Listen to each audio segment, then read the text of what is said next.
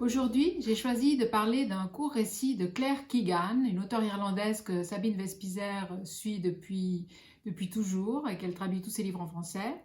Cela s'appelle Ce genre de petites choses et ça ressemble fortement à un conte de Noël.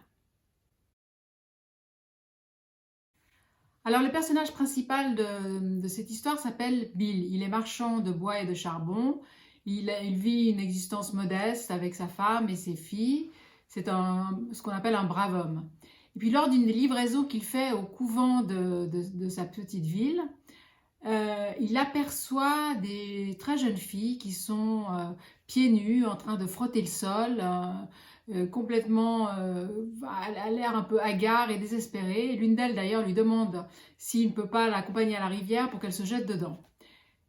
Donc il se renseigne et il découvre en fait que ce couvent abrite des adolescentes enceintes dont les familles ne veulent plus, qu'à l'accouchement, les religieuses prennent les bébés et les vendent à l'adoption et qu'ensuite elles gardent les jeunes filles en les traitant comme des domestiques pour leur faire expier leurs péchés.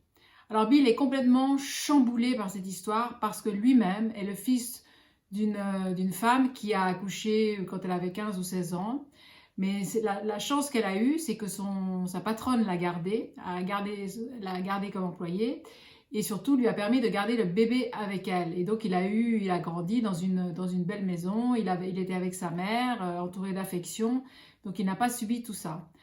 Donc il est très très très bouleversé par cette histoire et à la veille de Noël, il prend une décision, il va décider de faire quelque chose qui va le réconcilier avec son histoire et avec cette histoire.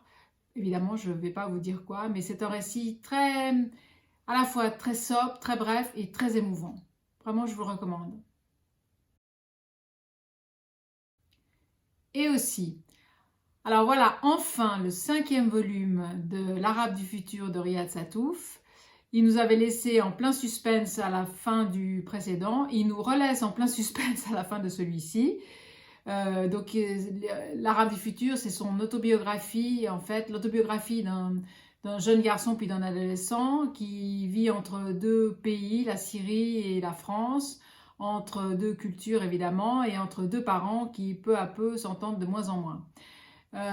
Donc, il ne faut pas lire le 5e si vous n'avez pas lu les précédents. C'est vraiment une histoire qu'il faut suivre, il faut suivre l'évolution qui monte crescendo.